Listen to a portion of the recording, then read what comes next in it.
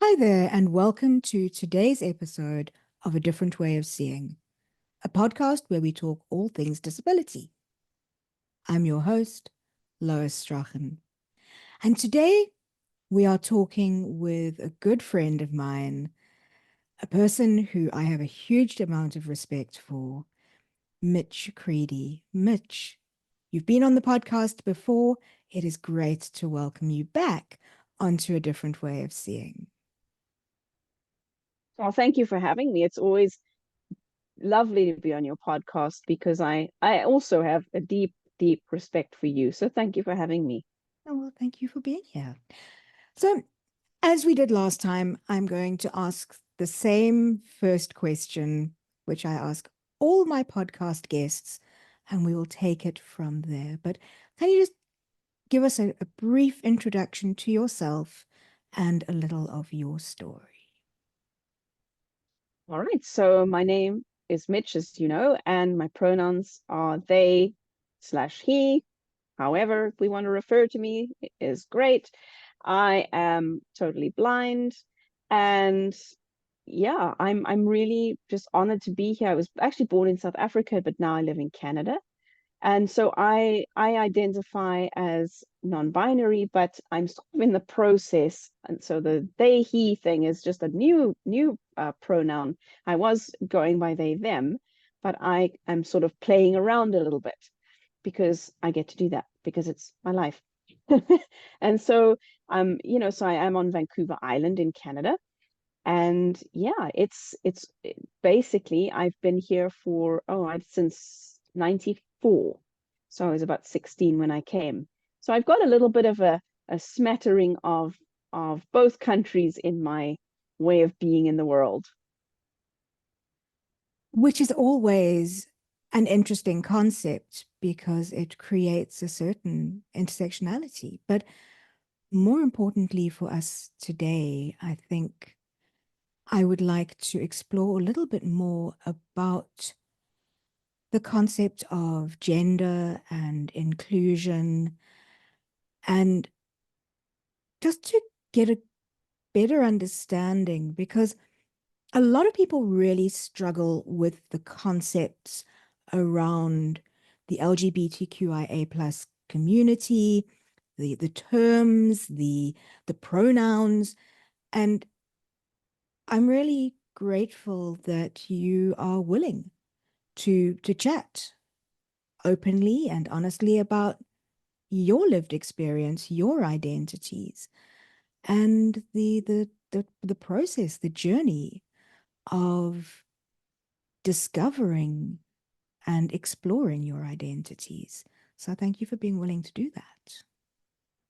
Oh, you're very welcome. I think it's wonderful to have platforms where we can learn and we can grow. And I think that's the beauty of a podcast like this is you can listen to it and I always learn something. Which is good. I mean, time is such a valuable thing that we should be not using our time on things, well, always. I mean, sometimes it's good to have frivolous and just things that we do just purely for enjoyment, but it is good sometimes to have the opportunity to learn and grow and to think a little bit differently about situations.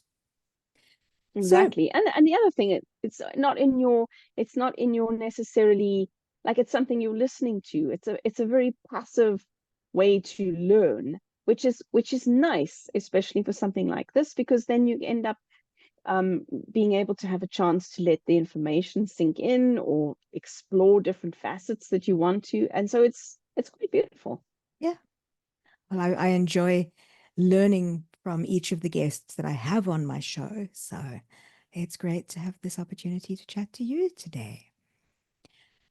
I want to ask if you'd be willing to chat a little bit about your journey and just the discovery, the recognition of the fact that you weren't comfortable identifying with the birth gender that you were ascribed.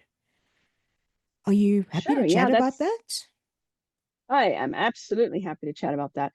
I'm very open about my journey now. It hasn't always been that way, but I'm choosing to see it as a really, it's kind of like, how you think about the metamorphosis of a butterfly, right? So you've got the little, I don't know, I'm probably going to get the whole progression wrong here, but the cocoon, and then you've got the little caterpillar, and it eventually becomes a butterfly. So I don't know, but it works for me. So I think for me, when I was younger, I didn't ever feel that I was assigned female at birth, but I never felt a huge connection to that particular gender. And not that there's anything, it was just my personal experience. Okay. And everybody will have their own personal journeys and experiences. So I just want to honor that. I kind of just didn't feel connected when I was about, I would say, before I hit puberty. I just used to run around and think of myself as a little boy. It was kind of funny. And then once puberty hit, then I sort of realized, oh, wait a minute, I'm really in for the long haul here.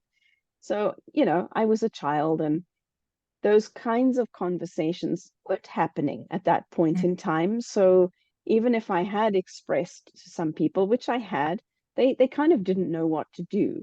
It was just more of a silly thing that I said, right? And something to, perhaps it was funny. So fast forward, we came to Canada, and as we came to Canada, I started becoming exposed to lots of different ideas that I haven't been exposed to before. And so I guess that may have started like in university. And it's just by virtue of coming to another country, exposing yourself to a different culture, and so on. But then about, I would say, 6.5 years ago, I actually moved to Vancouver Island by myself because I got a job.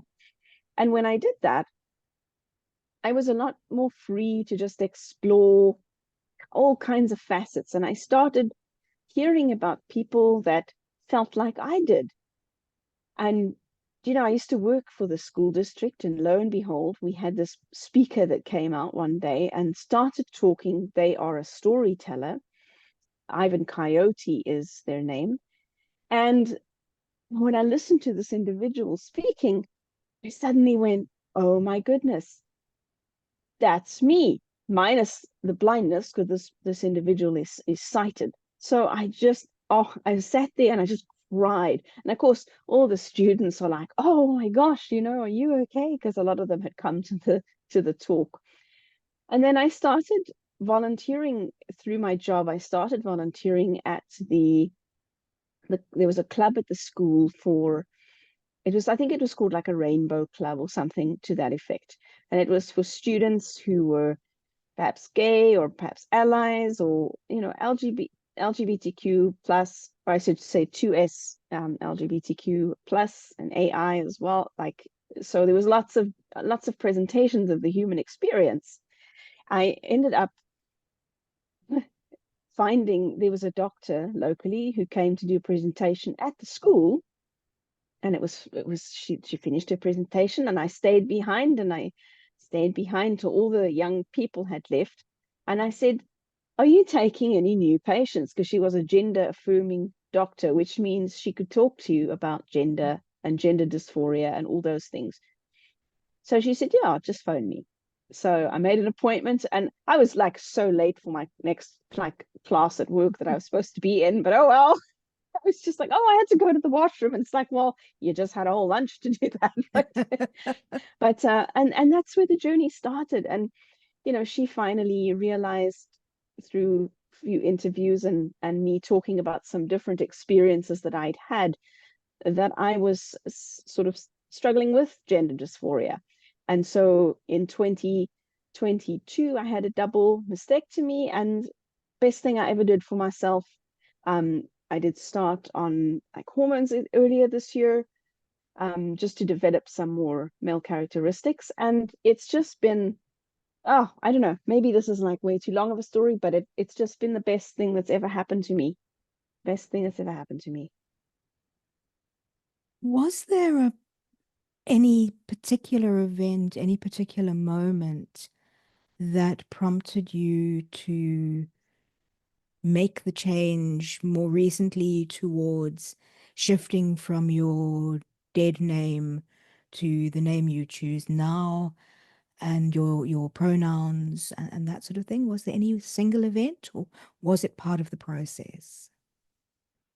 It was kind of part of the process. And I mean, really, I have to credit the youth that I've worked with in helping me, because they helped me to realize that I could be fluid. I could be someone one day and a different person the next day. So I kind of played a little bit. You know, I really played with the margins of gender, and I played with expressions, and I'd ask sighted people around me, okay, well, you know, what does this look like or that look like? And like for me, when I got the chest surgery, that was very affirming. And I just remember after that, at some point, you know, after the pain and all that's gone away, and you start to sort of live life again, you start to think, you feel so much more comfortable in your body.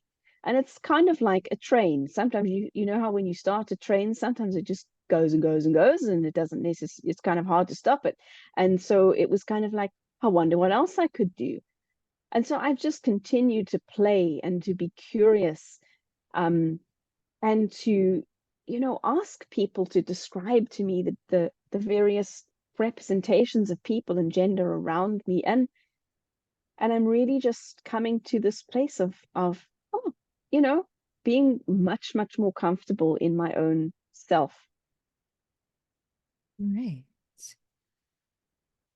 What unique challenges have you experienced due to your intersecting identities? Yes, that's a great question. So, you know, I guess for me, being like I'm totally blind, so I haven't had the chance to look around me and to, I don't like this word, but like normalize, but I don't like that word, but to integrate, that's a better word. I haven't had a chance to look around me, to integrate into my own psyche that there are various expressions of gender. Mm. I have to go out and get that information from people, and it all is very subjective as to what they decide is worth sharing. And so that can be a challenge. I find that, you know, I have to really trust people through this process to make sure that I'm wearing things that express who I am, because they might feel comfortable to me, but they may not present the image that I'm interested in presenting. I've had, you know, I get into situations when I'm using the public washrooms and things where um I have to be quite vulnerable. So like the other day I needed to make use of the washroom facilities, and somebody assumed they knew which one I would be more comfortable in. Mm. And I had to say, well, isn't there a single use washroom anywhere? Because I actually don't feel very comfortable in a public washroom. And so then that started this whole series of events. And I actually think I maybe just waited until I got home because I couldn't find a situation that was comfortable for me.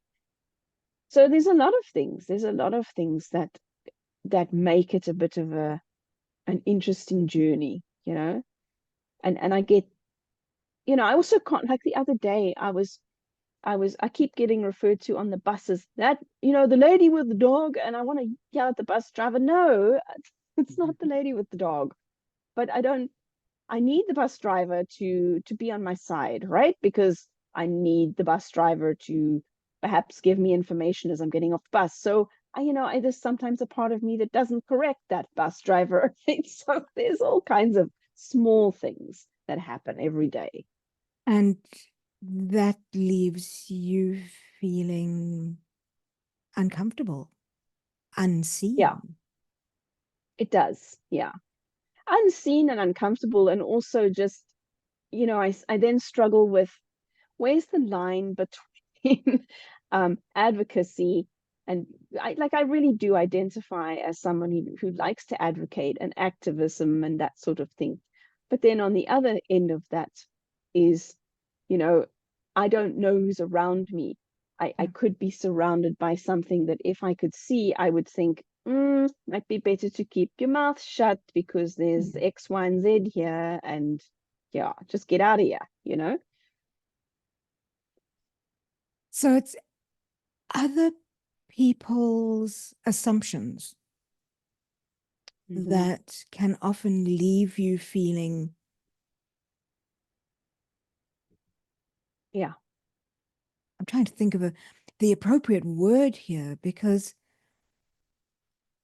uncomfortable, disrespected, unseen, Hmm. and yet Vulnerable. vulnerable, yeah, and yet the potential need for that input and support Hmm. from the sighted community, it's a very delicate balance to Yeah, find. it is. It is. It really is. Because I mean, honestly, Lois, I like people. I really Mm, enjoy being around people. And so there's sometimes a piece of me that says, okay, is this is this important today in this relationship? I constantly have to figure that out, not only for being transgender, but also for being blind. And sometimes the reality is, I'm on my way to work. So I don't necessarily have the time or the space in my brain to worry about it. And yet it's still important to me. So I guess I've learned to just compartmentalize and then think, okay, well, when I get home, if there's something I can do about the situation, maybe I'll do something about it. But oftentimes the interactions that I am faced with are very, very quick and short, right? You're using mm. transit, you're walking on the street, whatever. I hear you. Yeah. Um, are there any particular misconceptions about the transgender community that you wish people just better understood? I think there's a couple. There's one which is that not everybody has permanent pronouns. Some people don't even Mm, define themselves as having pronouns. So I think to to be very sure that you're just following that individual. And there's this misconception that we're all going to get angry with you if you get it wrong. And we're not. A lot of us are not. Like, okay, I can't speak for everybody, but I personally will never get angry. The only time I get a bit tight is if someone goes around and starts talking about me, say on a Zoom call. And I've had this happen a few times now where they just talk about me without me. That annoys me just as a human. But then when they don't check in about how I want to be referred to, and or they talk about my situation without me, that can be really challenging. But the other thing is, the misconception is that we're all going to get angry. A lot of us are not. We yeah. all we want to do is say, oh, actually, I don't go by she, her pronouns. I'm he, they, or I'm they, them pronouns. All you have to do is say, okay, sorry about that, and then just start your sentence again, or make sure that you're next time around or maybe you slip up and you say, well, she's coming to the concert with me, and then you realize you have to do is go, no, they're coming to the concert with me, and just reframe it. Nobody's standing around here being policing people. The other misconception I think is that it's it's a, oh, how should I say this? It's a phase. You Ah, know, it's a it's temporary. not a phase. It's a temporary, or you're hanging around people that you shouldn't be hanging around with, like all these sorts of things. You know what? It's not a phase. I can tell you for absolute sure that this is not a phase. And we're here to stay. And I think, we've always been around. This is not a new thing. Mm. That's another thing, this is not a new thing that's coming out. If I actually read online yesterday, there's a few languages, and I'm afraid I'm not remembering which ones they were, but there's a few languages that actually have they're more going to a tendency of pronouns that are not quite on the of non-binary pronouns than what they are for the binary pronouns. It's fascinating. There are cultures where there are more than two, three, or four genders. Yeah. So, it's fascinating to learn that, goodness gracious me, people who experience what I've experienced have actually been around for centuries, and I'm only just learning it now. It is one of those things. And I think the only thing that is new is that these are conversations that we are Yes. increasingly having. And Yes. it's so Yes. important because it is about inclusion. It's about recognizing everybody's right to identify as they wish. Yes. What Yeah. would you And what it's would not you a slap of, sorry, go Karen? ahead, Lois. No, I was going to say, well, Okay. okay.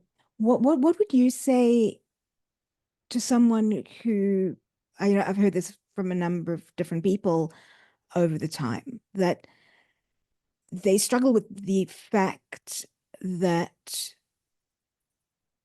the grammatical confusion between they, them as a singular pronoun and as a plural. And they really struggle to get their heads around the concept of they, them being a singular pronoun. Have you encountered that? And what is your response if someone asks you that? I have encountered that. And I heard the most beautiful response from a teacher one day who Mhm. actually is an English teacher. And the English, because I kind of struggled with it in the beginning as well. I thought, gee, you know what? This is kind of, and the English teacher said, well, you know what? Language evolves all the time. And this is just another one of those evolutions. Some people are going to like it, some people are not. But then the other day I was reading a book, and I can't remember the context, but it was funny because um somebody I realized in how many cases when we are just writing fiction Mhm. that we're using them as not necessarily in the plural. And I'm trying to think of a good example, but you just go read some books and you'll see, and they them, and you'll see how many times it actually gets used, not necessarily in a plural kind of a context. I've But I would seen say to this. people, Yeah. yes, I've yeah, seen this. yeah. And I would Someone say to people, someone lost some money. I wonder what happened to them. It's exactly. it's natural until we start thinking about it. And I think that's where some people really struggle to make that shift in understanding. And I guess my response to that as well, which may not be the nicest response, but it's my response. It is like, I really, really don't actually have the space to pay much heed to the grammatically correct that is happening here. I say if I ask you to refer to me in a way, the fact is that you need to respect me enough as a human being. I mean, certainly we can have a conversation about it, but we need to respect each other enough as human beings to say, well, that's fine. That's how they want to be referred to as. There's people that have pronouns that are things like Z, them, Mm. ZEM for them, or Z, whatever. And it doesn't matter whether I think that's a word or not, or whatever my monkey mind goes around thinking about. The fact is that my dear friend has asked me, and they've been vulnerable, and they've said to me, Mitch, this is who I am. And that's a huge vulnerable step. The last thing I must do is say, listen, that's not a word, or that's not grammatically correct. Because, when people start using different pronouns, it's not a slap in anybody's face. It's not a slap in the parent's face. It's not a slap in grandma's face, anything like that. All it is they're saying, gosh, I'm coming to a realization about myself, and I'm vulnerable, and I'm going to tell you, and will you love me through this? Yeah, that's a good way of approaching it, because it is, we understand that given names are important to help people identify, and pronouns are equally important as part of each person's choice of how they themselves identify. Mm-hmm. Yes. So, Mitch, what advocacy do you feel is needed within the blindness community to bring about greater inclusion of non-binary persons? I think that, sorry, I'm just going to fix my headphone here. There we go. Sorry. Nope. I think that for the blindness community that I have been involved in, sometimes there's a tendency to say, well, you know what, I don't really care if you're blankety blank or whatever you are, non-binary, put any label there that you want to. I'm only worried about the fact that you're blind. That's all I care about. And that's a very it, okay, this pun is intended. It's kind of like tunnel vision, right? You're only looking at something through a little tunnel. You're only looking at one tiny little piece of the person. Not that there's anything wrong with, the physical manifestation of a tunnel vision, because lots of people experience that. But what it is, it's like looking at somebody and maybe just looking at a little tiny section of them, or maybe even acknowledging a tiny little section of it. It could even so it could even be somebody that's maybe teaching you. Maybe they're in a position of power and they say that to you, or maybe it's a mentor that's saying that to you, and they're saying, oh my goodness gracious, I don't care, you're just blind, that's all I care about. But the reality is that if you're interacting with somebody, you're going to want to interact with the incredible, amazing person that we all are. We all are just wonderful little manifestations. And if you only look at one part, you're not looking at the whole person. So I would say in the blindness community, there just needs to be more focus on intersectionality. And also, I think people are thinking that the fact that I'm non-binary and I'm asking to be included in that way in the blindness field and in the blindness community, people see that as me trying to take the focus away from blindness. Well, that's not at all what I'm asking. A lot of us just want to be included with all of our intersectionalities, because the reality is that none of my intersectionalities in their singular form define me. It's the person Mm. that I am, with whatever I am, that is who I am. Do you feel that perhaps part of the problem, difficult word to use, but the difficulty is that because of our lack of sight, that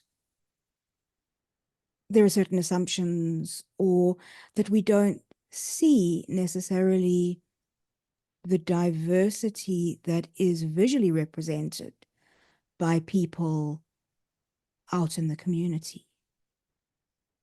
That could be a part of it. I haven't really thought about that. That's a good point. I think that is definitely a part of it.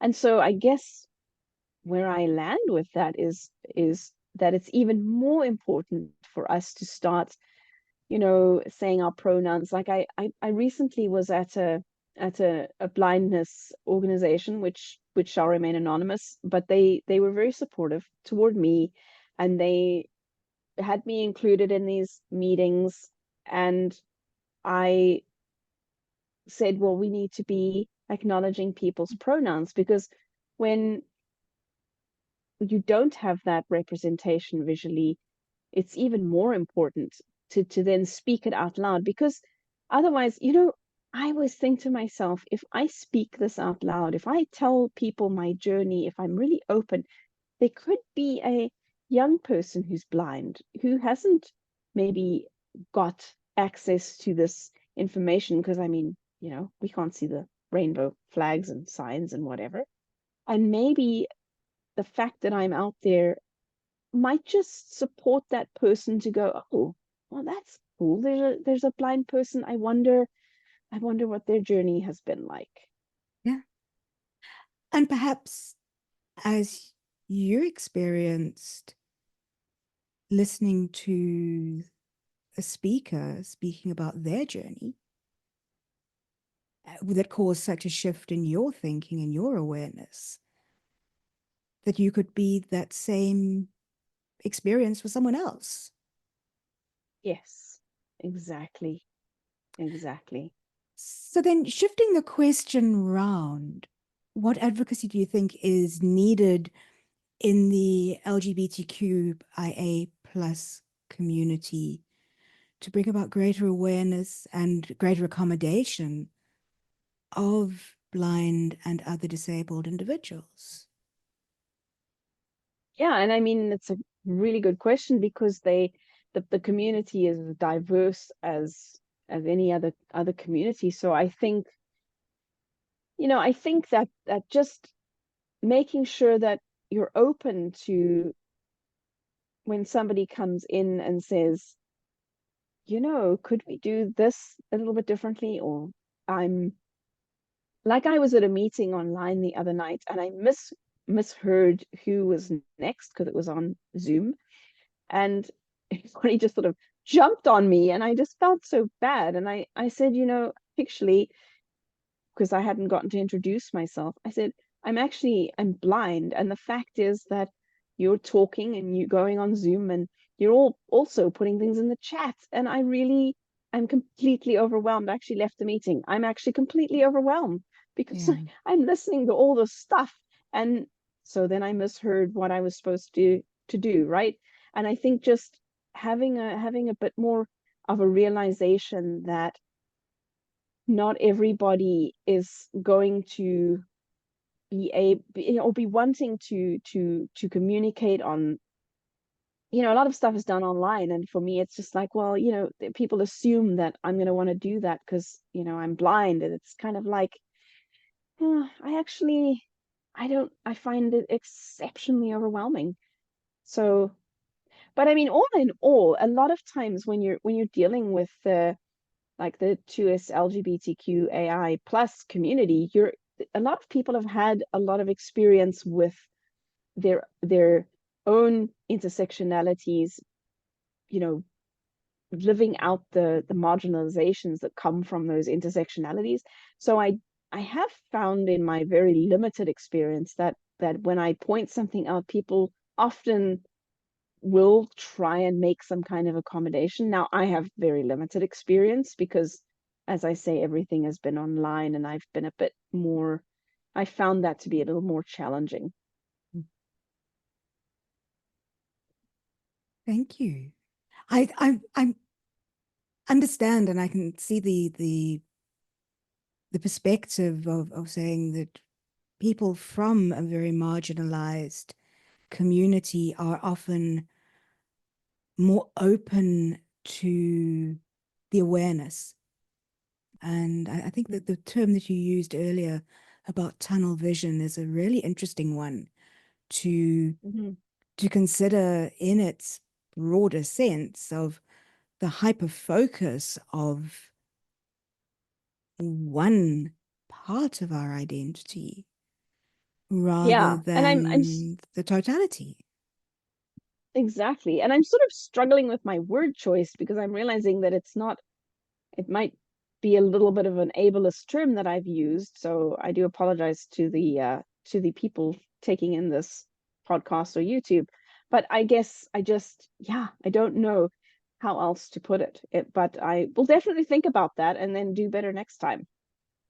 It's very true because tunnel vision in its own right is a condition, a way of seeing and experiencing the world. And it's we're not Exactly. disregarding or dismissing it as being in any way negative Yeah. or No, it's a derogatory. very legitimate way of Yeah, seeing the world, to be yeah, honest. very definitely. I had a friend actually who had this condition, and that, gosh, it was amazing what she, with the little vision that she had and then the way that it manifested as tunnel vision, that gee, the things that she could see, I was sometimes like, wow, it's kind of cool. She really used it well. Well, there we are. A word that's come up a couple of times in our conversation is that of ally, allyship, being an ally. Tell us, what is an ally and why is it important? An ally is somebody who doesn't necessarily identify with, like, they're not, so for example, an ally to me is that the person isn't transgender, but they are in the world in such a way that I can feel that they totally support who I am and the way that I am in the world. And they're willing to learn, they're willing to grow. They kind of, they might join one of the groups, like here we've got P flag and different groups in Canada where people can come as allies and work alongside the community. And so I'm very fortunate to have allies in my life.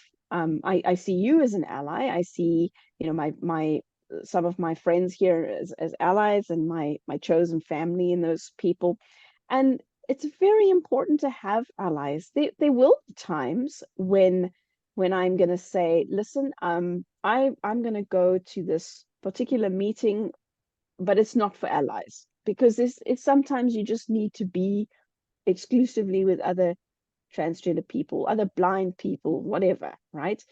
And you might just say, look, I'm sorry, I don't want to take it. I don't want to go to an ally meeting. I've actually recently did that.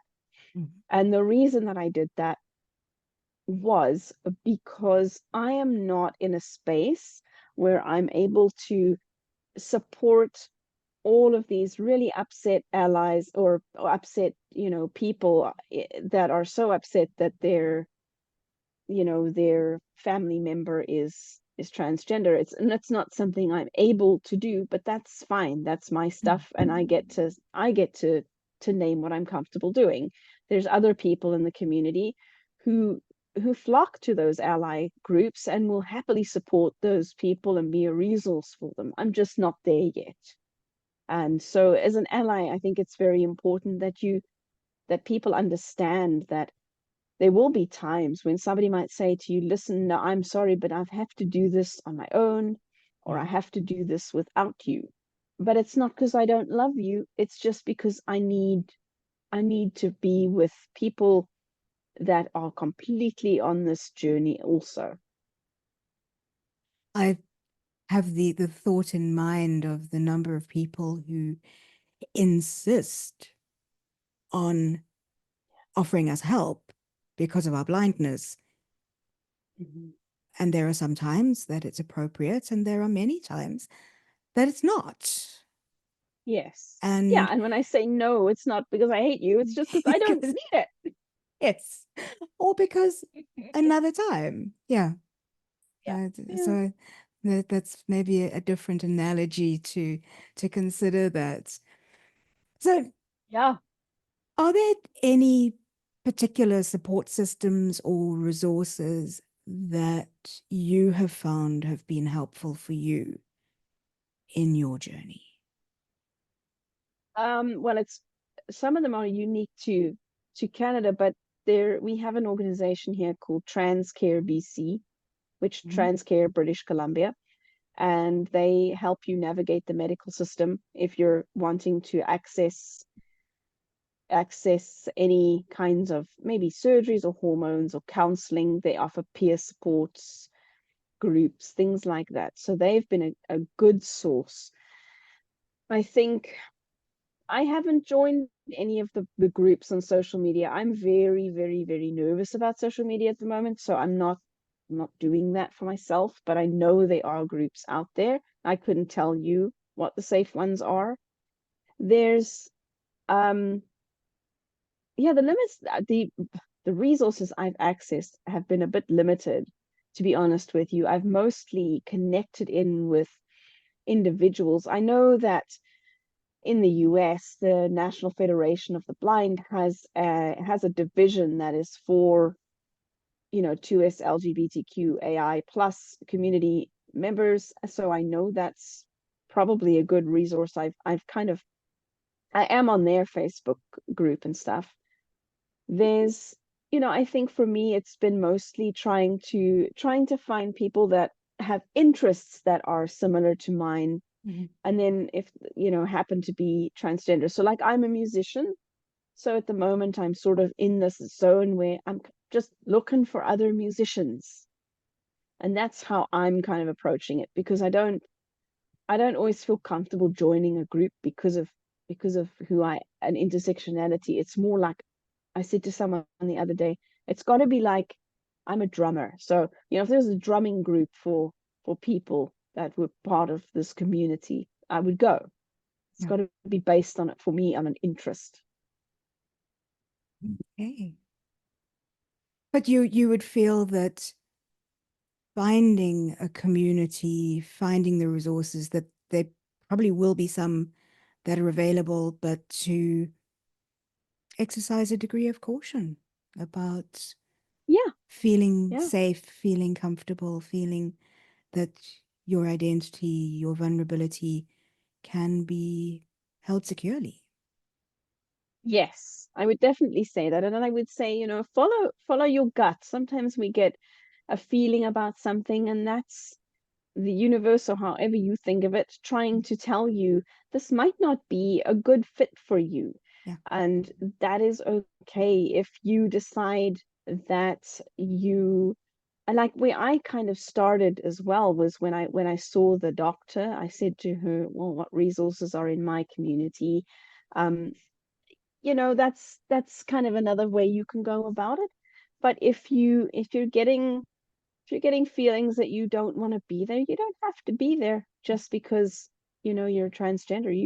You can find other resources. I personally would really like to start an in-person group that that meets here where I live, and I just want to, for me, I just want to go do little things in the community, or have a picnic, or kind of those are the types of things. But everyone's going to have their own needs. Some people need to sit and talk about it. That's a good thing to do. There's, perhaps I know there's some counseling resources through something here called Community. I don't know anything about them, but they are specifically for our community. And so, yeah, and just, reach out. There's always, even if you can't find a counselor, even if you can follow some people online, or, safe people to follow online, there's always that possibility. And there's always the ability to disconnect if you don't feel safe. Yes, exactly. And it's okay to disconnect. Yeah, because sometimes we forget that. We feel we Yeah. are connected, we have to stay connected, and that's not necessarily the best decision always. Yeah, exactly. And if somebody's a lot of times, we feel, oh, well, this person really needs us, so we should stay connected. Well, you don't have to. It's okay to say, actually, maybe there's another resource or another person that would be more appropriate for that person. By you letting go of that connection, maybe it'll come to that person. Yeah. Mitch, thank you Yeah, for sharing those. no problem. I'm really sorry. My printer's making a noise. I have no idea why. I can't hear it from this Hopefully you can't side, hear it. so that's quite okay. It feels the It just need to be randomly starts. expressed. It randomly starts making noises. It's like, what are you doing? Printers, such joyous things. It's just taking part Right? in the conversation. Mitch, Exactly. if people would like to reach out to you, are they able to do so? Yeah, I am on Facebook under Mitch Creedy. I will soon be changing my profile to Mitch Kidd, as in Kidd. I just Yeah. keep forgetting to do that. That's probably the best way. I'm being a little bit selective about friend requests at the moment. So if you do want to get in contact, maybe if you send me a friend request, send me a message, because I am kind of vetting my friend requests a little bit, because I'm And kind of out there and I want to stay safe. Um, yeah, at some point here very soon, I'm also going to be putting up a LinkedIn profile. So that's another way that you'll eventually, but for now, that's probably the easiest way, is Facebook. great. Thank you, Mitch. And we'll put the link to that profile into the show notes. Yes.